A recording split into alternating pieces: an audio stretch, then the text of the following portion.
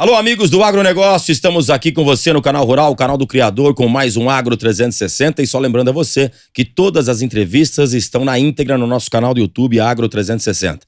Nesse mês de outubro, Outubro Rosa, estamos fazendo especiais com mulheres que fazem a diferença dentro do agronegócio. E hoje trazemos uma pecuarista que desde pequenininha tem a sua ligação direta dentro do agronegócio. Mônica Ribeiro do Castro Cunha, mas eu vou falar Mônica Ribeiro daqui pra frente. Tudo bom, Mônica?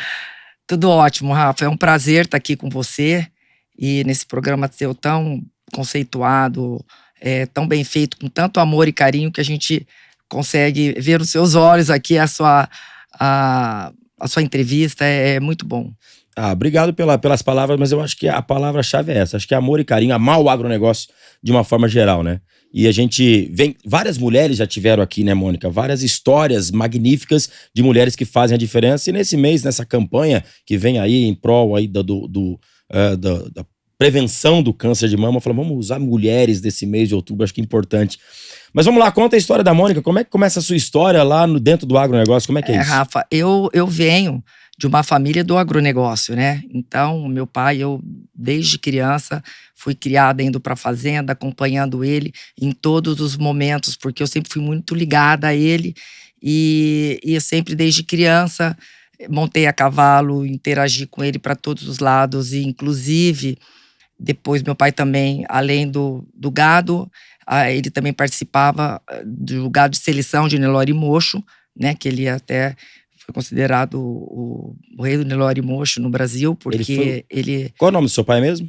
A seleção, Geraldo Ribeiro. Geraldo Meu pai, Ribeiro. Geraldo Ribeiro, E ele, então... Isso na região de Presidente Prudente? Não, nossa fazenda é na região de Presidente Prudente, onde lá ele começou a seleção, na verdade, de Nelore Mocho. Uhum. Depois é que veio o quarto de milha. E então eu sempre fui criada no meio e sempre eu acompanhei desde o gado, na fazenda, na seleção, nas exposições de gado do Nelore e também do quarto de milha depois, posteriormente. E foi aí que começou minha história, minha paixão pelo agronegócio. E sempre nós somos uma família grande, 5 filhos, mas eu, a caçula, é que grudei com meu pai e nós caminhamos desde então. Só que, infelizmente, eu perdi meu pai cedo.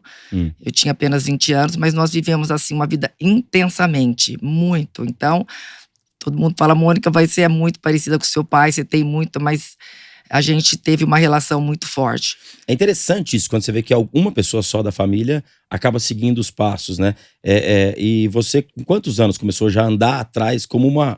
Como é que eu uso a palavra aqui? Uma molequinha andando atrás do pai. Na verdade, meu irmão também fazia assim, acompanhava bastante ele também. Mas assim, eu era a queridinha dele, né? Mas respondendo a sua pergunta, desde os 9 anos foi quando o quarto de milha chegou ali na região de Presidente Prudente, trazido, porque Presidente Prudente foi a pioneira, ali a região toda do quarto de milha por conta da King Ranch do Brasil, onde chegaram os primeiros cavalos quarto de milha no Brasil. E foi daí que juntaram um grupo de amigos apaixonados pela docilidade, pela versatilidade do quarto de milha. Foi ali que montaram um grupo aproximadamente de 12 amigos, pecuaristas e apaixonados pelo cavalo, e fundaram o Rancho Quarto de Milha. Isso foi em 1974. 74, quase 50 anos. Foi ali que naquela época, foi daí que eu me apaixonei e comecei nas provas, porque, na verdade, eles começaram sócios, eles fundaram o Rancho Quarto de Milha e aí começaram com laço. Os pais faziam laço e os filhos, baliza, tambor, maniabilidade, era o que tinha na época. Mas o Loli teve aqui... O Loli conta a história de trás pra frente, de frente pra trás, é bacana de ver. Mas ele disse que a King Ranch, quando ela chegou, ela trouxe alguns exemplares do quarto de milha dos Estados Unidos e, de repente, em um leilão, ela colocou algumas peças só pra dar uma incrementada no leilão e virou uma loucura das pessoas querendo comprar quarto de milha. Isso aí talvez na década de 60 ainda, não é? Foi. Pode ser? Não, foi 60 e poucos agora. Anos, 60. E seu pai começou nessa questão de 74, quando funda o Rancho Quarto de Milha, ele tinha o quarto de milha já para esporte ou ele só gostei do biotipo, gostei da morfologia, quero colocar para trabalhar na fazenda. Como é que foi a entrada do seu pai? As duas coisas foram. O quarto de milha é apaixonante, porque para todos ali é uma dupla aptidão, vamos dizer assim, para o esporte, para a família e pro serviço também na fazenda, né? Então, isso junta tudo, o quarto de milha. E todas essas qualidades. Então, com isso, aí eles resolveram ver com essa habilidade, versatilidade do quarto de milha, além de trabalhar nas fazendas, eles também montaram esse clube, vamos dizer, que foi o Rancho Quarto de Milha. E ali foi uma coisa maravilhosa, porque ali As provas aconteciam naquele lugar? Então, acontecia no Rancho Quarto de Milha, aí em Bauru, onde o Lolli era o meu rival lá, Bauru, o Lolli, o Paulo Fara. Uhum. Então, acontecia Prudente, Bauru e Ourinhos. Então, ali, vamos dizer, era o campeonato nacional da BQM, vamos dizer. Corria nesses 3 polos aí. Nesses Bauru, 3 foi o início. Ourinhos e Presidente Prudente. E não tinha toda essa quantidade de modalidades que nós temos hoje, não, né? Não tinha. São quantas hoje? 22? 22 modalidades. 22 modalidades. E era mais laço? Não, baliza... lá na época o que era? Era laço, era baliza e tambor, maniabilidade. Era assim, não era team rope, não. Era laço de bezerro. Laço de bezerro. Laço de bezerro, baliza e tambor e maniabilidade. Então, e você corria as de tambor? E eu corria de tambor e baliza, era o que mais a gente fazia. E aí, muitas vezes no começo, era meio que misturado, né? Não tinha muito a categoria, né? Não tinha muito essas categorias. Então, era todo mundo corria aqui meio que junto. Eu me lembro uma ocasião lá acho que foi em Ourinhos, que era uma categoria livre, tinha muitos, eram treinadores, eram pais, eram proprietários. E eu era mais nova, tinha 9 anos naquela época. 9 anos. E aí foi quando eu ganhei um troféu enorme. O primeiro troféu era até engraçado. Eu com aquele troféuzão segurando e eu fui a melhor entre os... Tinha até treinadores, tudo. Fiz o melhor aberta, tempo na categoria aberta. E dali eu nunca mais parei e fui movimentando cada vez mais, me adentrando também em outras modalidades. Quais são as modalidades que você já fez dentro do quarto de milha? Bom, que eu fui campeã, né, também pela BQM. Apartação, rancho sorting, working cow horse, baliza e tambor, né, que a gente se considerar também desde aquela época também campeã, que era de circuito da modalidade. Maniabilidade? Maniabilidade. 6. Tô contando aqui. Team penning. Rédeas, working cow horse. Working cow já foi. Tô contando. Working cow horse já foi. Pleasure. Western pleasure, conformação. 10. Olha isso. É porque é muita coisa. A maniabilidade foi bem no começo, assim, sabe? Mas eu considero, assim, atual, assim, mas para umas 8 modalidades. Mônica, eu acho que você talvez seja uma das mulheres que mais... andou pelas modalidades todas, participando ativamente dentro do quarto de milha. Sim. Né? Eu acho que não tem, assim, com esse currículo aí, pela BQM, campeã pela BQM, ou seja, no campeonato ou do Congresso Ponto Futuro, Campeonato Nacional, realmente, eu acho que não. Acho que sou eu mesmo. Agora, vamos voltar um pouquinho na história do Rancho Quarto de Milha. A associação já estava começando a andar, né? Seu pai fazia parte também da associação da BQM lá atrás, naquela fundação ou não? Não, ele fazia mais dela ali na regional ali mesmo. Né? Assim, em diretoria da BQM, ele nunca participou.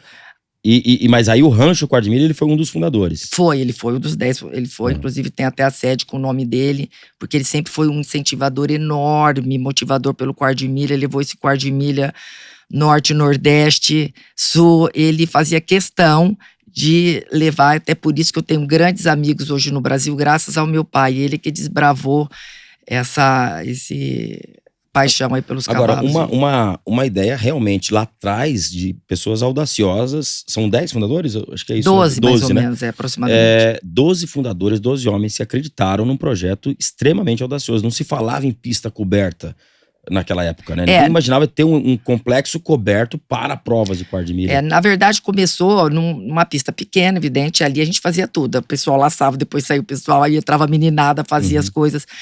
E depois, outra pista fizeram, que nós fazíamos maniabilidade. Bom, mas aí depois, muito depois, o senhor Rui Terra fez um projeto, né, idealizou e deu, que é a arena coberta, né? Hoje, que assim, que é um espetáculo, é meio hectare, assim, um espetáculo, a pista, a grandiosidade. Mas até então, o começo foi uma peleja, porque a minha paixão começou pelo tambor, baliza e tambor, e aí eu fui pela conformação, e aí depois veio a apartação, e aí foi indo, né? Uma primeira mulher a fazer apartação no Brasil. Você foi a primeira mulher a participar de apartação. Foi. Pra mim, assim, essa coisa de ser mulher, pra mim é interessante. Muita gente fala assim, ai, você mulher, ai, você não sofre preconceito de não sei que, de um lugar, né, num nicho tão dominado pelos homens, né? E eu nunca senti isso. Eu acho que a mulher, ela tendo assim a competência, o respeito, ela é que faz. Então, eu nunca me senti fora, assim, excluída em nenhum momento, mesmo nesse universo tão, assim, não é que é machista, de muitos homens, né? Eu também não considero que o universo é machista. Não, hoje não, imagina, jamais. Nunca foi. Então, assim, é que no começo eram poucas mulheres, né? Quase que nem tinha. Mas minha paixão, Rafa, foi indo, porque eu fui transitando, aí eu fui para apartação e eu vi que eu precisava, assim, de uma técnica, assim, melhorar. Foi quando eu fui para os Estados Unidos. Fui em 85. Fui para os Estados Unidos, fiquei lá, fiquei um tempo, fiz curso com o campeão mundial de apartação, Mike Maui, e aí peguei estágios com ele, foi muito bom, e Lindbergh também. E depois, aproveitando que eu já estava lá, também fiz um curso de inseminação artificial e reprodução em equinos na Universidade de Fort Collins, uma universidade muito conceituada. No momento em que a inseminação, essas coisas ainda era muito pequeno aqui no Brasil, né? Era um momento assim que estava assim, começando, estava crescendo, na verdade, né, e cada vez mais. E isso para mim foi muito bom. Eu trazer assim uma técnica e um conhecimento maior. E também foi quando meu pai, nós investimos muito, nós compramos o nosso plantel assim deu um up grande quando nós compramos 20 éguas do Seu Torres, homem que ele importou direto dos Estados Unidos, com Garanhão em Pressley Horse. Foi aí que nós começamos, foi daí que, assim, num plantel mais elitizado. E tinha então, algum de qualidade. Mundial? Não, então, o campeão mundial veio depois. Assim, não, só tinha cavalos assim aptos a entrar no Brasil, com muita qualificação. E daí eu produzi muitos campeões. Nós produzimos muitos campeões através dessas matrizes, desse garanhão, e aí com cruzamento com outros garanhões aqui já existentes, né? E então foi assim, essa ida para mim lá para os Estados Unidos foi muito boa, porque eu adquiri muito conhecimento, não só da parte prática e também dessa parte técnica, que eu achei que foi excelente. E aí eu comecei, vim na conformação forte, apartação, e daí depois eu fui transitando. Como eu sou uma mulher assim, que eu gosto de desafios, né? Para mim eu gosto muito de desafios, e então aí eu fui transitando em outras modalidades. No caso da conformação que você falou, foi o caso eu importei o Sierra T, que foi o primeiro campeão mundial a vir para o Brasil. E foi uma coisa assim, foi bem emblemático, inclusive, e ele produziu, aí cruzou com minhas éguas, claro, e com outros, né? Ele ficou só por um momento aqui, ele ficou só por uma estação. Então eu fiz nós fizemos uma parceria com o Jerry Bailey, que era proprietário, e aí ele ficou por 6 meses. E aí dentro desses acasalamentos, nasceu o Sierra Show T, que o Sierra Show T também fui buscar um feito inédito. Além dele ganhar tudo na conformação, que naquela época era uma pista pesadíssima, inclusive, eu também não queria parar só ali. Como eu vi que ele tinha aptidão para alguma prova de trabalho, aí eu coloquei ele na Western Pleasure, também, que naquela época era assim, muito forte. E aí a Wendy Ribeiro treinou ele e apresentou ele na classe aberta e eu fui na classe amadora. E nós duas nos consagramos campeãs no Western Pleasure. Foi um feito inédito para mim e para o cavalo também. Ser campeão na conformação e no trabalho. Nessa época que você está falando, década de 80, trazer um cavalo dos Estados Unidos com pouca tecnologia que existia naquela época, tinha bastante inseminação já, ou ele tinha que trabalhar com monta natural também nessa época, esses grandes garanhões? Então, nesses grandes garanhões, fazia monta natural e trabalhava também com inseminação artificial, né? Porque eu tô te perguntando isso pelo seguinte, quero chegar num momento onde você tá lá atrás, sem muitos avanços tecnológicos como tem hoje. Como você vê, para criar hoje, para trabalhar hoje dentro da equinocultura, quando tem uma tecnologia imensa a nosso favor, ICSI, transferência de embrião, etc., quando você já tem aquela experiência lá de trás de pegar no batente, que era muito mais difícil. É uma loucura, né, Rafa? É uma evolução, assim, que a gente nunca podia imaginar. Naquela época, eu lembro que quando eu fui fazer esse curso de inseminação artificial, lá eu comprei uma vagina artificial para coleta.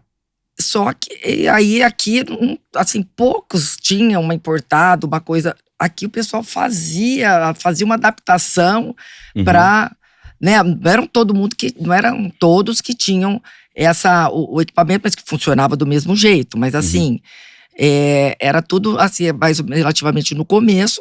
E agora você vê essa expansão a gente fala, nunca pensou que ia ter que evoluir tanto. Mas é o crescimento, é a raça quarto de milha, é a potência que ele tem. Aonde eu quero chegar é o seguinte, você não acha que, por exemplo, a juventude hoje que começa a trabalhar com isso, né, talvez não tenha vivido aquilo que você viveu lá atrás e outros criadores viveram lá atrás. Será que hoje você ter a experiência que tem de ter labutado lá atrás com tantas dificuldades tecnológicas, hoje você produzir, não significa que pode estar mais fácil para você com essa experiência de ter sido difícil lá atrás em relação a quem começa hoje, a quem chega hoje no mercado? Eu acho que, na verdade, a gente tem um entendimento, né? Um entendimento igual, lógico, todo mundo tem as mesmas informações, mas assim, o entendimento de como isso veio a acontecer, a chegar, isso eu acho que é uma coisa única, né? Que eu vivi, que eu acho que foi assim, eu e alguns amigos, que foi assim, é muito importante, eu acho, isso daí que nós vivemos. Eu acho que hoje traz um entendimento, o quão grande cresceu, e acho que bacana. E hoje você vê quantas mulheres, né, voltando ao assunto de mulheres, que hoje vem fazendo a diferença dentro do agronegócio. Vocês continuam na pecuária também ou tá só na criação de cavalo? Então, não. Da pecuária, porque daí meu pai faleceu e tudo e tal, e aí eu continuei com a minha mãe, e depois eu casei com o Marcelo de Castro Cunha, meu marido, que ele é também agropecuarista, e eu também, junto com ele, nós também, eu investindo também na área de gado, principalmente pecuária, e aí fomos também adentrando na área de plantar soja também, de fazer o rotacionado, que é muito importante, a integração de, nosso caso de soja, que nós plantamos soja, agricultura, vamos dizer assim, e a pecuária. E é apaixonante também, né? Então, continuo isso aí junto do meu marido, que eu, tanto lá na fazenda, a gente troca muita ideia, conversa, eu também no escritório. Então, eu acho assim, é uma coisa para mim muito natural, porque desde criança eu venho com caminho dentro do agronegócio, e a equinocultura faz parte do mundo do agronegócio, né? E numa situação muito relevante, a equinocultura, né? Que você vê que ela, a participação dela, ela emprega, o PIB, mais de 30 bilhões por ano. Isso é um número que eu sempre tô repetindo, mas acho que nunca é pouco falar, né? Mais de 30 bilhões por ano é a movimentação da equinocultura em geral. Aliás, a cadeia, né? É a cadeia. E a geração de mais de 3 milhões de empregos, fala assim, 3 milhões de empregos diretos e indiretos anual. Então, quer dizer, você vê como que é a relevância da equinocultura, e o quarto de milha tem uma participação enorme, né? Porque hoje é a maior raça equídea, né? Do Brasil. E eu vou receber até aqui a presidente do Manga Larga Marchador, A Cristina tá aqui daqui a alguns dias, ela vai estar aqui com a gente também, porque agora estamos focados na mulherada que tá fazendo essa história toda aí. E você dentro da pecuária, integrando aí lavoura, pecuária, que você tem lá também, a equinocultura, como é que surfa em todos esses ambientes aí? Como é que é pra você? Na verdade, eu fico mais com os cavalos, o meu marido fica mais lá eu tenho a participação, tenho conhecimento de tudo, mas assim, eu fico mais nos cavalos, e isso daí pra mim, conforme eu te falei, é muito natural, porque desde criança, movimentando e estando junto e vivenciando, na verdade, tudo, e a gente é tudo separado, e então a gente lida com essa situação eu lido com muita naturalidade, e meu marido também é uma pessoa assim muito diferenciada, porque ele sempre me apoiou nos cavalos, no esporte, e também dentro da BQM também eu sou conselheira, porque eu não quis também só ficar dentro do esporte. Eu também quis sempre dar minha contribuição na BQM, sendo que já estou no terceiro mandato, gestão de conselheira na parte conselho administrativo. E então isso só me fortalece, e eu encaro isso com muita naturalidade. Tem muita gente que não sabe da força da equinocultura no Brasil. Você não acha que deveria ter um trabalho de marketing, alguma coisa para levar para as pessoas que o cavalo foi taxado por um tempo, pelo menos era isso que eu vinha eu venho do agronegócio diretamente, o que eu via falar na minha família. Cavalo é coisa de rico, o cavalo não dá lucro, o cavalo isso. Você não acha que a gente precisaria fazer um marketing diferenciado para a indústria do cavalo de uma forma geral, para que as pessoas saibam que é lucrativo, que gera empregos, que é realmente um negócio? Com certeza, eu acho que o Quarto de Milha precisa fazer, conforme você falou, Rafa, um trabalho de marketing voltado, porque é família, é um esporte, mas é um esporte que sim, pode ser lucrativo. E a pessoa fazendo assim com muito organizado, muito profissionalismo, com certeza vai trazer grandes benefícios, e essa situação de montar o marketing dentro da associação, levando a todos o conhecimento, o que é o quarto de milha, o cavalo em si, é muito importante, e a gente precisa colocar isso a público, dar mais acesso às pessoas conhecerem o que é o quarto de milha, o cavalo, a equinocultura em geral. Acho que o cavalo de uma forma geral, né? Exato. Porque recentemente, em julho agora que passou, a gente estava tendo o Campeonato Nacional da BQM em Araçatuba.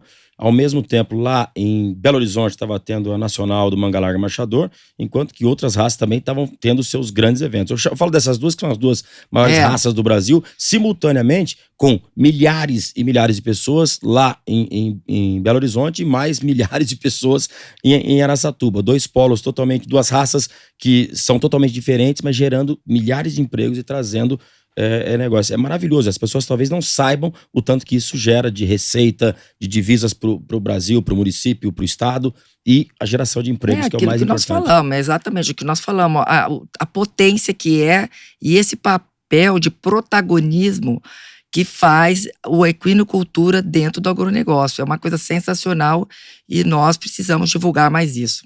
Precisa levar isso para as pessoas, porque eu venho falando bastante de cavalo aqui, né? A gente tem essa afinidade, tá muito próximo do quarto de milha, mas já vamos também tá com o convite feito já pro pessoal do crioulo, tá? Já estamos em negociação para trazer também o pessoal da raça crioula para cá, e a gente vê que existem alguns universos que conversam todas as raças, como é na NCR, por exemplo, que é a Associação de Rédeas, onde você tem lá várias raças que se misturam. Exato, por exemplo, a NCR, a ANCA, ela que é de apartação.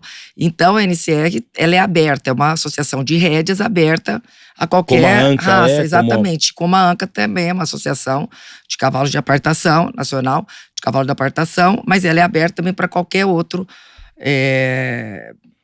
raça. Então, isso daí é uma porta aberta das associações para virem outras, né? É que acaba sendo dominada pelo quarto de milha devido à versatilidade, né? Que então a quantidade sempre é muito maior de quarto de milha pela versatilidade, mas não que as outras raças não consigam não tenham aptidão para tal. Eu costumo dizer que o quarto de milha ele tem uma liquidez muito bacana. Hoje a gente vê os números de leilão e tudo mais, e o que vem acontecendo. Até o quarto de milha, até o produto não tem descarte, né? Você coloca no trabalho na fazenda, vai pro tambor, vai pra baliza, vai. Exatamente. São 22 modalidades, quer dizer, tem muita diversidade para você colocar o quarto de milha, né? Não, com certeza, porque a versatilidade, igual você falou, não existe para associar, não tem cavalo ruim, não tem, ele não está para aquela modalidade ou às vezes para aquela coisa que você gostaria que ele te desse. Não existe cavalo ruim, tem cavalo que às vezes não está no lugar correto. Entendeu? Então, eu sei disso porque eu já vivenciei isso. Daí, um cavalo que às vezes não dá certo para partação, por exemplo, ele dá maravilhosamente bem para o rancho sorte. Às vezes para o rancho sorte também não dá, mas pode estar para uma outra modalidade. Isso daí é muito natural. O pessoal precisa entender isso daí, porque cada cavalo a gente aprende a cada dia com eles nos ensinam muita coisa. E é gratificante trabalhar com os cavalos, porque eles são ensina muita coisa, o cavalo. Então a pessoa precisa entender que cavalo ruim não é cavalo ruim, é você que tem que perceber que ele pode transitar em outras modalidades, conforme você disse mesmo. Agora, eu vejo que você é muito desafiadora, né? Você gosta de desafio, de competição, de tudo mais. Qual foi o maior desafio para você na sela? Você já treinou um cavalo? Você qual foi o maior desafio? Ou qual foi o cavalo que mais desafiou você? Já quando eu voltei dos Estados Unidos, né, animada, treinei na época, na ocasião, 2 animais. É exatamente o que nós estamos falando. Um era de um temperamento assim, dócil, sabe? Ele te atendia, ele te ouvia, era muito dócil. Já o outro, Doc Bar, sangue mais quente, nossa, mas ele era...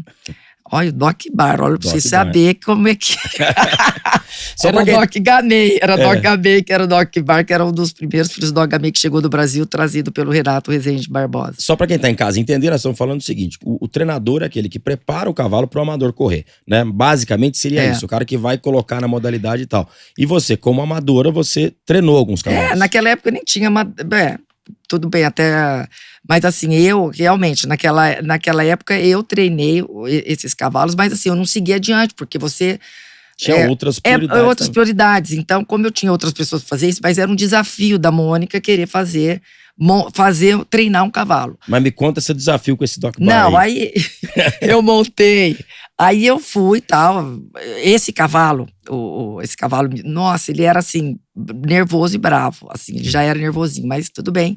E aí eu chamei esse dia o Marcelo, meu marido, vamos lá, eu vou mexer com os cavalos, depois nós vamos para algum lugar, tá bom. Cheguei lá, o cavalo pulou. Eu aguentei os 4 pulos e caí do cavalo. Eu falei, gente do céu, mas que mico que eu tô passando aqui. Mas assim, foi... Então, isso acontece. Quem tá no ramo, isso pode acontecer. Mas aí, imediatamente, já peguei, rodei ele, montei de novo. E aí, ele se entregou. Mas assim, isso faz parte, como você falou, eu já treinei esses 2 cavalos que foram bem. Mas assim, cada cavalo tem o seu jeito, o seu temperamento. E você tem que tentar entender para ele te dar o melhor. Uhum. Se você entendendo o cavalo, você consegue fazer ele te dar o melhor. Então, cada um tem cartilha. Cada cavalo é uma... E é uma conversa diferente. Conversa diferente, você precisa entender isso, porque senão você perde grandes cavalos. Grandes cavalos você perde numa situação exclusão antecipada de um cavalo que pode vir a ser um grande campeão. E eu vejo o que você está falando agora, o cavalo conversa com a gente. O cavalo traz ensinamentos para nós que, por vezes, as pessoas não acreditam nisso. E às vezes eu levo um jeito de lidar com o cavalo. Não sou treinador, sou um apaixonado por montar cavalo.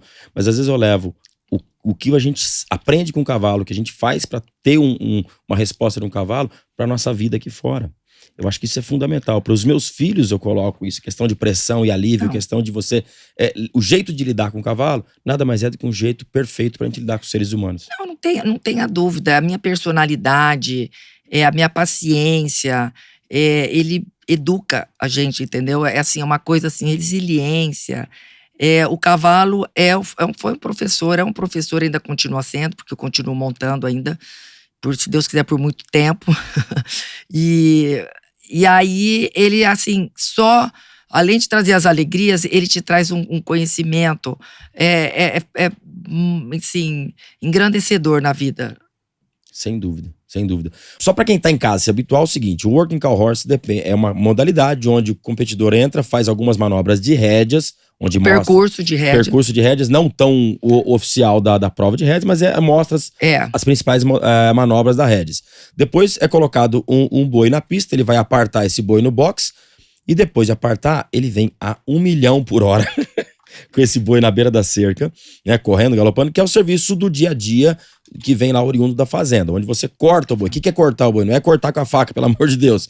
É você cercar o boi para ele sair da cerca de um lado e do outro. Só que isso faz em alta velocidade. Eu acho super perigoso.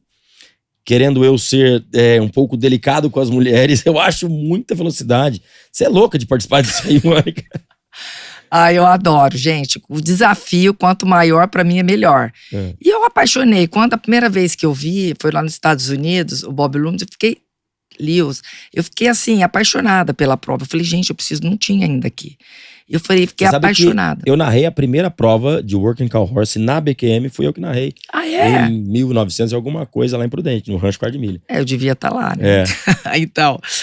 E aí você conheceu com Bob Loomis? Aí eu fiquei apaixonada vendo ele fazer aquela prova. Eu falei, gente, eu quero fazer. E bom, chegou aqui no Brasil e lá vai a Mônica fazer. Lá nos Estados Unidos você não treinou, você não fez? Não, eu fiz depois é que eu fui. Até então eu não tinha feito. Foi lá que eu vi no Mundial, que eu fiquei apaixonada, aí começou aqui, aí eu fui. Porque como a minha tropa, a base dela é a apartação, né, que praticamente, vamos dizer assim, é a origem, por exemplo, ali onde começou os cavalos que tem mais de 100 anos de seleção, para mim estava fácil eu transitar em qualquer modalidade, por apartação ser uma modalidade mais antiga, vamos dizer, do trabalho, né? E então aí eu falei, não, mandei treinar meus cavalos e tal, vamos fazer. Mas nessa ocasião não tinha treinadores como tem o Henrique e outros treinadores hoje? Não, era os Taboga. Era o Taboga, né? Eu lembro que essa primeira prova... poucos, mas... Essa primeira prova que eu narrei foi o Carlos Taboga ganhou. Mas aí você pegou e falou, vou correr isso aqui. Vou correr isso aí. O pessoal falou assim, Marcelo Mônica, não ficou bravo, não? Ele já me conhece, que eu sou destemida. Ele já fala, ai, Mônica, vai. Ele dá força, ele sabe que eu gosto e ele fala, vai, se você acha que dá, vai. E aí, a prova, eu comecei a me adentrar na prova, tudo, fiquei apaixonada. O povo falava assim, Mônica, mas como tu vai fazer? Essa prova é violenta. Essa prova, nossa, tudo bem. Aí eu falei, não, eu vou enfrentar esse desafio. E por 2 vezes, nesses anos, fiquei quase 15 anos fazendo Working Cow Horse, teve uma vez num campeonato da BQM, não me lembro se foi nacional ou congresso, que na hora do círculo, o cavalo, ele escorregou e nós dois caímos, tombamos. Atrás do boi, na hora do círculo, atrás do boi, nós tombamos, caí assim, eu fiquei com a minha perna embaixo e a cabeça foi no chão. Aí eu peguei a perna, bati assim, continuei, fui correndo atrás do boi. O que isso daí normalmente não acontece. O cavalo levantou com você em cima? Levantou comigo e eu... Continua a prova. Bati as pernas, vambora. E continuei a prova. O pessoal falou assim, gente, o que tá acontecendo?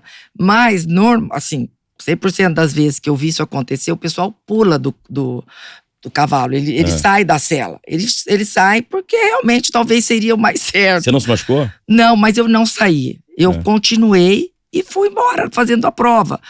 Mas sabe, daí depois teve uma outra ocasião na cerca. O cavalo bateu a perna, ele tropeçou correndo. Porque, gente, pra vocês entenderem, quem que dita a velocidade? Por isso que é uma prova que você não é igual, por exemplo, uma rédeas ou uma outra, tipo baliza, tambor, a própria apartação. Você, ali, quem dita a velocidade, a apartação também dita, mas é uma coisa menor, mais tranquila. A velocidade é o boi. Então, se o boi vai a 1 milhão, você tem que ir a 1 milhão. E então, passar por ele para ele voltar para trás. Passar, porque você tem uma linha, uma marca que você tem, até aquela marca que normalmente é o meio da pista, que é muito longa, e aí você corta com toda técnica e tudo e tal, e vai para o outro lado 180, depois tira ele de novo e circula. E faz um círculo com ele. 360 para um lado e 360 para o outro. Foi nesse um desses círculos que ele pranchou e nós caímos. Porque nesse círculo é muito fácil o boi entrar na frente do cavalo e tropeçar os dois e cair ali, né? Isso daí, não, tranquilamente. Fácil qualquer de acontecer momento. um acidente. Agora, o acidente, mas assim, esse você pode acontecer, acidente como aconteceu, ali foi a pista que escorregou e nós caímos. Mas, por exemplo, o que é o mais perigoso é a cerca. A cerca, porque Tanto tem mais que velocidade. Que mais velocidade e é muito radical esse corte que você dá. Então, por isso você tem que ter bastante técnica, mas mesmo assim eles falam. Quem nunca caiu com um cavalo fazendo prova de carroça, não fez carroça. Por quê? Porque fazer o pocotó não é o carroça. O carroça é em alta velocidade e esses que desafiam muito, é normal, assim, pode acontecer de cair. Então eles brincam assim, então você não fez carroça, porque o carroça é forte mesmo, é violento. E essa outra vez, na cerca que eu fui cortar, o cavalo, ele tropeçou antes de cortar o boi, estava na lateral, eu fui para frente, fui no pescoço do cavalo, estava com a ponta do pé do estribo, passei do pito da sela, aí quando eu me vi com a cara quase do chão na orelha do cavalo, eu puxei a rédea e voltei, igual um biblioquê, assim, voltei para Voltou na sela? Voltei e continuei, virei e fui correndo atrás do boi de novo, né? É coisas assim, que eu mesmo às vezes não acredito, mas eu acho que pra mim é muito assim natural essa reação, sabe? Então, você é arrojada, hein? O pessoal fala, Mônica, você é doida, vai fazer... Mas, Rafa, eu faço isso com muita, assim, naturalidade, espontaneidade. Eu não sei, foi uma reação natural minha ali. Que normalmente o pessoal para a prova. O pessoal para e não continua. E eu fui até o final. E antes de começar, você falou pra mim aqui, que uma vez eu tava grávida, eu falei, para de contar, você me conta ao vivo. O que é essa história da gravidez? Nossa, isso aconteceu. Juro, eu pedi pra ela parar de me contar, que eu queria saber aqui na hora. Então, o que acontece? A ANCA, no primeiro Potro Futuro da Associação Nacional do Cavalo de Apartação, eu estava lá. E eu tinha um cavalo, assim, que era, assim, cotadíssimo para ganhar de criação lá da Berrante. Não, é a criação minha, mas o Sanjay, na época, o pai era o Sanjay de criação minha. Sanjay, que era da Berrante. Da Berrante. E aí, o San Spook. O San Spook GR. Aí o cavalo era cotadíssimo para ganhar e tudo. O Jaime, o saudoso, querido Jaime Rodrigues, que veterano também da apartação, já falecido. E ele treinou o cavalo e ele ia apresentar no aberto e no amador. Nisso, no treinamento, grávida. E quando ia apresentar no Potro Futuro, ia estar de 4 para 5 meses. Você estava grávida e seu cavalo era cotadíssimo para ser campeão do Potro Futuro. Do Potro Futuro. Do primeiro Potro Futuro, que era assim, prêmios, banca de aposta, foi assim uma coisa espetacular, né? Juiz americano, foi muito assim, tava muito cotado todo o evento e tal. Aí eu peguei e falei, fui ao médico, né? Eu falei, aí o Marcelo, o que nós vamos fazer? O Marcelo também, como sempre, parceiraço, falou, não, Mônica, eu acho que vamos lá, o cavalo também é bom, né? Então vamos. Peraí, você estaria grávida de 4 meses. 4 meses. Aí o médico pegou, ele pegou e falou, olha, Mônica, eu como médico, que eu sou faz tempo, e eu a conheço desde criança, e seu organismo, eu vejo que o seu organismo é acostumado com o cavalo, eu como médico faria que não, mas como eu já te conheço e sei que o teu organismo está acostumado com isso, então até vou liberar aqui light, mas assim, você não vai me cair do cavalo, né? Porque aí se cair do cavalo não tem jeito. Aí realmente é grave tudo e tal, mas eu falei, não, pode deixar. Aí conversei com o Marcelo falou, não, vamos embora. Peraí, você fez a prova do Potro do Futuro, grávida de 4 meses. 4 meses e fui campeã ainda. E foi campeã? Porque eu no amador e o Jaime no aberto. Com o mesmo cavalo? Com o meu San Spook. San Spook. Criação minha. Então, e Potro Futuro é um cavalo de até 4 anos, é um potro de até 4 anos, que pode muita coisa dar errada numa prova. Não, Mônica, você é doida mesmo. Com certeza, pode não ter um amadurecimento, evidentemente todo mundo sabe. Eu adoro montar potro, justamente por esse desafio que ele nos traz, de entendimento, porque eu acho que o potro te ensina cada vez mais. O potro, você tem que ficar numa sintonia fina em cima dele. Já o cavalo mais velho, que delícia, é uma delícia você ter, porque você vai lá, abaixa rédeas e fica uma coisa mais tranquila. Claro que você tem que ter a sua atuação, é importante mesmo, mas é uma coisa bem mais tranquila. Agora, um potro, você tem que ter uma sensibilidade, e cada potro me ensina assim, muita coisa. Então isso assim, me engrandece, sabe? Muito. E a conexão tem que ser 100%, né? Entre cavalo e competidor. Tem que ser uma só, e inclusive em todas as modalidades é fundamental nós estarmos assim, você, o cavalo e o cavaleiro tá junto, fazer o conjunto, porque o conjunto é o que vai mandar na hora da prova, né? E você tava grávida? Quantos filhos você tem? Tenho 3. Você estava grávida de quem? Do Rodrigo, do meio. Tava grávida do meio, mas foi tudo. Não, e eu também apresentei, mas aí foi com 8 meses, uma barriga enorme de 8 meses, que eu não preciso falar o tamanho, né? Tudo bem que eu não engordava muito, mas mesmo assim, 8 meses, uma barriga grande. Tinha um campeonato importante da BQM, e eu tinha que apresentar, porque eu tava liderando com essa égua pra ser campeã e tudo. Na apartação? Não, aí mudou de conformação agora. Tá. Não, aí a apartação, esse ponto futuro, eu encerrei com ali. chave de ouro, aí acabou ali. Agora, falando da gravidez, em outro momento, na conformação, eu de 8 meses, num dos campeonatos da BQM, eu puxando o cavalo na pista. Eu falei, gente, mas não pode. E o pessoal falou assim, Mônica, mas se o cavalo bater... Mas eu não sei, eu sempre, assim, dominava tão bem ali mesmo, o halter ali no caso, os cavalos, assim... Eu me senti segura, sabe? Todo momento, desde a apartação, como na conformação, mesmo com aquele barrigão que um cavalo podia passar e tudo, mas eu tinha confiança em mim e no cavalo. Então, eu achava, essa interação é muito importante. Então, eu me sentia segura. Por isso que eu levei adiante, tanto na conformação com esse barrigão, e os 4 meses na apartação. Porque no cabresto ali da conformação é muito importante o apresentador saber apresentar um cavalo da maneira certa para o juiz poder avaliar, né? Com certeza. Ali começa avaliando desde como você é colocado o cabresto, como é posicionado, para valorizar tudo. É ganacha, os olhos, o chanfro, tudo ali é tudo certinho. Você começa ali. E aí o andar dele, o posicionamento, como você para, tudo. Ali é a porta, vamos dizer assim, da entrada do quarto de milha. Normalmente, é assim, sempre... Antigamente o povo começava muito, era com a conformação, né? Claro que a corrida foi o que iniciou o cavalo quarto de milha, mas assim, aqui no Brasil era muito, o pessoal começava muito na conformação. Qual foi o resultado dessa prova de conformação, você lembra? Porque eu ganhei, eu tava mais... Ganhou também? Eu tinha muita, assim, eu não podia, porque se eu não tinha, eu tava numa sintonia assim, muito fina, assim, tava próxima a ganhar o título, então eu não podia deixar, né? E assim, claro que eu confiei toda na situação toda, no contexto todo, e achei que não teria problema, e fui campeã, foi muito bom. E o Rodrigo é apaixonado por cavalo também? Então, meus filhos gostam, mas não são enlouquecidos, né? Igual eu. Todos eles gostam, acham bacana. Eu perguntei dele porque é quem tava na sua barriga nesse momento. Mas todos eles gostam, mas não tem, assim, essa paixão, essa coisa que eu tenho pelo cavalo quarto de milha. E como é que é pra você? Como é que você se vê como mulher no meio desse ambiente todo? Dentro do agronegócio de uma forma geral, mas principalmente no meio do cavalo? Olha, eu acho, conforme eu te falei, eu me sinto muito à vontade, eu me sinto muito confortável, e cada vez mais mulheres entrando no agro, que é uma coisa sensacional. A mulher tem uma sensibilidade diferente, a mulher traz um tom diferente. Eu acho que a mulher agrega muito no agronegócio de forma geral.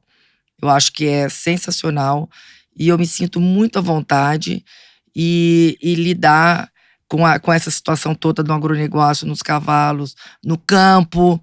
As pessoas me respeitam muito, e eu procuro o conhecimento, tanto dentro do agro, dos meus negócios na agropecuária, e nos cavalos eu tô aí também mais intensamente ainda.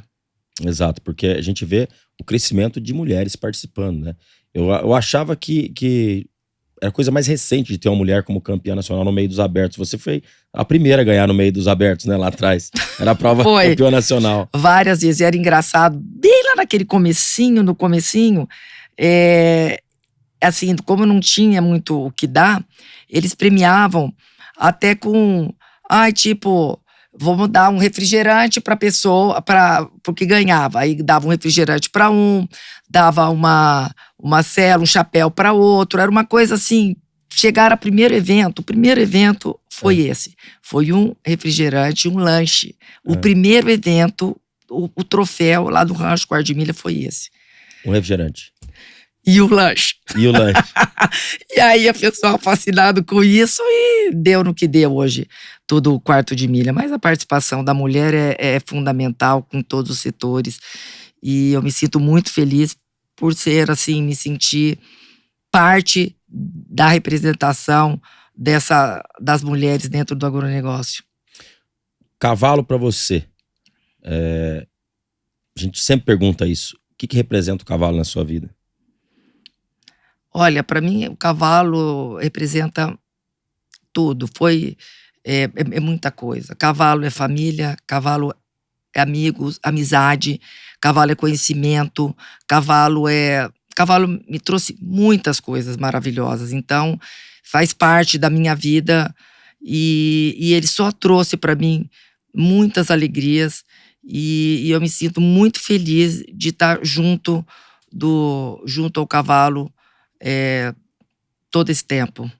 A gente vê hoje muita questão de pessoas que querem defender os animais, usando bandeiras em defesa dos animais que a gente, por vezes, eu costumo dizer que a gente tá do mesmo lado que eles. Se você do outro lado da tela tá aí, você é protetor dos animais, saiba que nós aqui também somos. Também o somos, também protegemos, também amamos os animais e queremos o bem-estar dele. A gente precisava levar para as pessoas que estão protegendo os animais, que estão querendo proteger assim como nós, que nós protegemos da maneira correta, né, Mônica? Com certeza. Hoje a conscientização é muito grande e a gente entende a importância do cuidado, do zelo para com os cavalos. É assim, é uma coisa fundamental. A própria associação, nós temos procurado cada vez mais nos informarmos, informar a todos assim, a necessidade e o que a importância, porque se você dá bem-estar para o cavalo, ele vai te dar. Então, isso daí é fundamental. O que você tá de bom, ele vai te dar é o respeito, o bem-estar animal é o respeito que você tem com o cavalo. Então, isso daí, o bem-estar é fundamental levar conhecimento, muitas vezes até treinamento para muitas pessoas que tá lá trabalhando no teu aras, a importância disso, porque você dá o bem-estar, ele vai te dar o dobro. Vai. E eu costumo dizer o seguinte, nós sabemos como cuidar. Eu acho importante a gente ter a noção de que nós não podemos humanizar os animais, né? O carinho que eu faço no meu cavalo é diferente do carinho que eu faço na minha esposa, nos meus filhos. Lógico. Acho que é simples assim que a gente tem que colocar. E por vezes as imagens que são colocadas aí por algumas bandeiras que defendem o bem-estar animal são imagens que, se nós estivermos vendo isso dentro de qualquer prova, nós vamos ser o primeiro a condenar aquilo, né? Com certeza. Nós também não queremos maus tratos. De jeito nenhum. Inclusive, até são penalizados as pessoas dentro de um campeonato, eu falo pela Associação do Quarto de Milha, nós temos um bem-estar, pessoas do bem-estar dentro do Quarto de Milha, nós fazemos questão, inclusive, se tiver alguma coisa fora do contexto de maus tratos, alguma coisa, na hora penalizado, inclusive, ele é desclassificado caso haja alguma situação de desconforto ou penalidade com o cavalo. Então, isso daí é assim, o interesse de todos e nós estamos vigilantes com isso, do bem-estar dentro da própria associação. E toda situação de dor, de incômodo, o cavalo não vai render o que ele tem que render, né? Eu costumo dizer isso até em função dos rodeios, que as pessoas falam certos mitos aí, que aperta o testículo, não sei o quê. Se o boi tiver em situação de dor, ele não pula no rodeio. Se o cavalo tiver em situação de dor, ele não vai trazer um bom resultado numa prova, seja ela de qualquer modalidade for. Não, com certeza. O cavalo tem que estar igual um atleta. Um atleta, ele tem que estar em perfeitas condições para fazer a prova, seja o que for. Inclusive, aquele que trabalha com gado também, o gado também vai estar também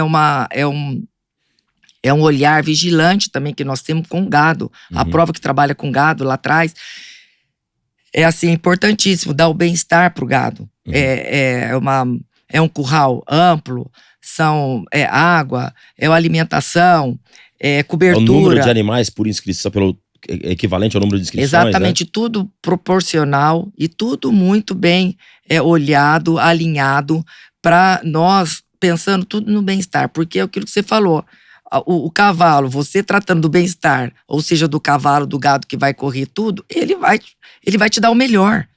Agora, quem não trata bem dos cavalos, como que você pode não tratar bem o animal? Ele não vai te dar o melhor para você lá na pista, lá na hora. Então, é fundamental o bem-estar para você ter um resultado ideal nas suas competições. Em todas as modalidades de boi, Em todas inclusive. as modalidades de boi, Se você pegar o boi de laço, se ele não tiver um boi que saiba correr, que saiba correr reto, tenha chifre com protetor, com tudo mais, ele não vai render. Na apartação, um gado lerdo, parado, ele não vai trazer para você o benefício do cavalo saber trabalhar, né? É a junção de tudo. A junção de tudo. Tem que estar, o cavalo tem, o boi lá, cada um nas suas, tem que estar com água, tem que estar alimentado, então hidratado.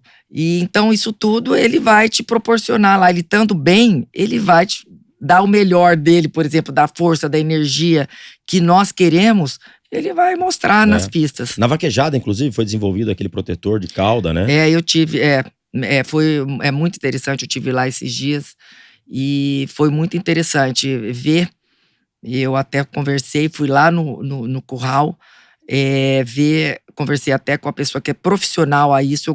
Eu queria ver, entender, olhar mais de perto isso. Eu achei uma coisa assim muito bacana. Eles estão estão bem conscientizados, o pessoal da vaquejada, e né, eles colocam uma proteção na cauda, e aí corre, e com isso, com essa proteção, não tem mais problema de machucar a cauda do cavalo. E aí no final do boi. E aí no fim da pista, ele acabou de correr aquele boi, aí já tem outro lá tirando e liberando aquele boi, tirando a cauda, e assim sucessivamente. O boi da vaquejada, ele corre uma vez só? Não, às vezes ele corre mais.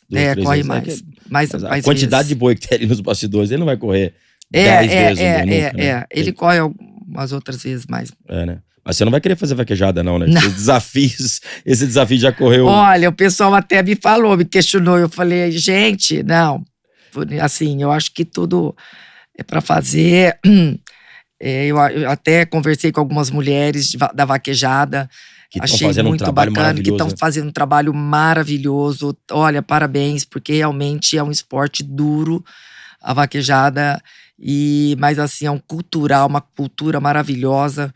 E eu fiquei assim muito assim feliz de poder ir lá, entender e ver em loco a cultura deles ali, que é só do Brasil, é vaquejada e laço comprido, e vaquejada nascida no Nordeste, Norte-Nordeste, que foi assim, que é uma coisa assim espetacular. Eu gostaria até de convidar uma dessas meninas que estão brilhando na vaquejada para vir aqui dar uma entrevista para mim. Com certeza, eu acho que você deve, porque é um esporte assim incrível, é um esporte assim brasileiro, tipicamente nordestino, né? Que nasceu lá. E as meninas bonitas se produzem toda pra ir fazer a vaquejada. Acho tão bacana isso aí. Não, demais. Eu estive conversando com uma delas lá, e elas ficam entusiasmadíssimas e falou, não, Mônica, vem um dia puxar uma esteira com a gente.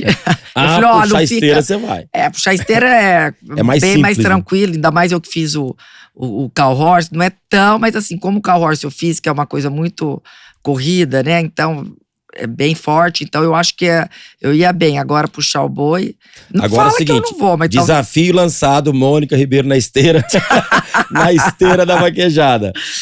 Fiz ir lá mais um pouco. O desafio tá lançado aqui, você vai ver a cobrança agora em cima de você. E falando também das meninas que estão fazendo um trabalho maravilhoso, o breakaway também, a modalidade está crescendo para todo lado, a mulherada tá vindo no breakaway. Com certeza, né? É porque o breakaway é mais tranquilo, né, pra mulher, apesar, né, ela laça e já a corda vai, então quer dizer, então é uma coisa bem mais tranquila pra mulher, então eu acho que muito legal. Muito bacana. E, Mônica, com tantos desafios aí, o que você tem de desafio pela frente na sua vida? Bom, mas agora o desafio, né, depois de eu acho que agora me lançaram, na verdade, para a campanha agora para presidente da BQM, né? E eu tô assim, eu me sinto hoje muito preparada para atuar nessa área, Então, assim, tô feliz por ter, na verdade, ser convidada, e já faz muito tempo, por vários amigos. E fala, Mônica, vai, você tem que ir pelo teu conhecimento, pela sua vivência. Eu acho que é muito importante. A primeira mulher a fazer, a ser candidata a presidente da BQM, nunca houve e na história, enfim. Mas eu tô feliz, eu tô assim feliz por ter sido convidada e me colocada assim me propus a essa situação, porque eu me sinto realmente preparada para essa empreitada aí, pelo menos da campanha a priori, né? Né? E vai conhecendo o Brasil inteiro, né? Não. Andando a cada diversas culturas diferentes de cada região. Isso foi fantástico. Só essa minha candidatura, vamos dizer, para BQM, olha, para a presidência foi assim uma coisa fantástica. Muitas vezes a gente fala, nossa, eu já sei muita coisa, mas tudo que a gente sabe é que a gente tem muito ainda para aprender com as pessoas. Para mim está sendo uma coisa fantástica rodar o Brasil, cada pedacinho, conversar com as pessoas, com o pequeno criador, competidor, e aquele que está começando um centro de treinamento, os pequenos núcleos. Olha, como é importante você sentir as necessidades, como esse quarto de milha pode crescer muito, muito, como ele tem muito a expandir. E a gente vem com a equipe minha é muito boa, nós montamos uma equipe maravilhosa e de gente do cavalo, empresários, e eu acho que isso daí me fortaleceu também muito, nesse sentido da candidatura à presidência. E isso me deixa muito feliz. Quer dizer, não é fácil fazer campanha, né? Como é difícil. Você nunca teve nenhum envolvimento político com nada? Não, nada. E então, mas assim, é gratificante, é um cansaço. Meu marido fala assim, nossa, Mônica, você não tá cansada? Os amigos ligam, Mônica, não sei o quê. Mas eu não sei explicar, é gratificante.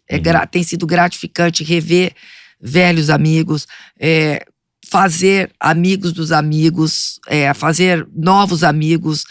Olha, assim, tem sido assim, uma experiência incrível, e você se sentir realmente a necessidade, você consegue perceber as necessidades de cada local, cada região, associação, núcleo. É só assim, você conversando com as pessoas próximas, no tete a tete, assim, junto, e você consegue perceber muito mais a grandiosidade que é o cavalo quarto de milha. Quando eu estou entrevistando várias pessoas aqui, eu consigo ver o Jango Salgado, teve aqui nessa cadeira, Loli, Chifrinho, enfim, eu esqueci de muitos nomes aqui. Mas a gente vê um brilho no olhar das pessoas que amam o cavalo de uma forma diferente. E eu vejo cada desafio que você topou aceitar nessa andança aí. O que você vê nesse brilho dos olhos das pessoas, nos olhos das pessoas que você está conhecendo o Brasil afora aí? Eu vejo uma esperança. Quando eu encontro com elas, assim, eu tenho sido muito bem recebida a todos os lugares que eu vou. O brilho, assim, de esperança, de expectativa boa, eu acho que não só pelo meu histórico, né, mas pela minha pessoa. Eu converso com todo mundo, eu me aproximo de todo mundo o tempo todo, essa é a minha vida. Na pista, eu tô conversando com com os treinadores, com os tratadores, isso sou eu herdei esse legado aí, foi do meu pai, meu pai muito humilde, e eu acho que essa daí é que dá essa aproximação, esse approach com as pessoas. Então eu acho que as pessoas se identificam muito comigo por isso, e eu buscar o entendimento. Então o que eu mais percebo é o olhar dentro dela de esperança, e também muitas vezes de mudança, que é muito salutar, é muito assim, muito importante. Fazer muitas vezes alternância de diretoria, né? Eu acho que é muito, muito salutar. E a paixão pelos cavalos, que tá dentro do coração de cada pessoa que tá aí do outro lado assistindo, né? Com certeza, a paixão que a gente tem, que nós temos pelo cavalo, é uma coisa assim única, né? E isso que me faz cada vez mais assim seguir essa empreita e me aproximar, estar junto cada vez mais do cavalo quarto de milha, das pessoas. Isso é família, amigos, e só coisas maravilhosas que eu tenho para para dizer foi uma vida que eu tenho, mas foi uma escola de vida, é uma escola de vida o cavalo quarto de milha para mim. Então, por isso que eu me sinto bem preparada para essa empreitada. E estamos aqui conversando e tem alguém agora, nesse momento, seja na nossa gravação, ou seja, você que está ouvindo do outro lado, tem alguém montado num cavalo agora, preparando, treinando, laputando ali, para ele ser um grande campeão, né? Isso que é muito bacana, saber que não para. O mecanismo do cavalo não para. Não para, e é legal porque é o tempo todo, e as pessoas, você vê, muitas vezes sai do treinador, é o treinador, é o filho, é a esposa, é todo mundo envolvido no cavalo, e não para, as modalidades cada vez melhores, cada vez mais técnicas, e o pessoal buscando o melhor de si e o melhor que o cavalo pode dar para ele também. Muito bem. Mônica, sua mensagem agora, pela sua presença, quero te agradecer muito por ter vindo aqui. Eu sei dessa correria toda, e você estava aqui em São Paulo, falou, corre lá, vamos gravar e tal. Mas quero te agradecer por ter vindo. E qual é a sua mensagem final aqui com a gente no Agro 360?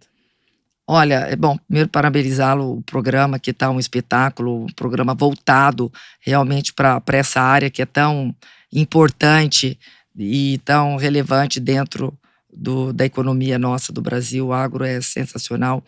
E para você, do cavalo quarto de milha, do cavalo, seja a raça que for, realmente ame, porque ele tem muito para te dar, muito para te dar.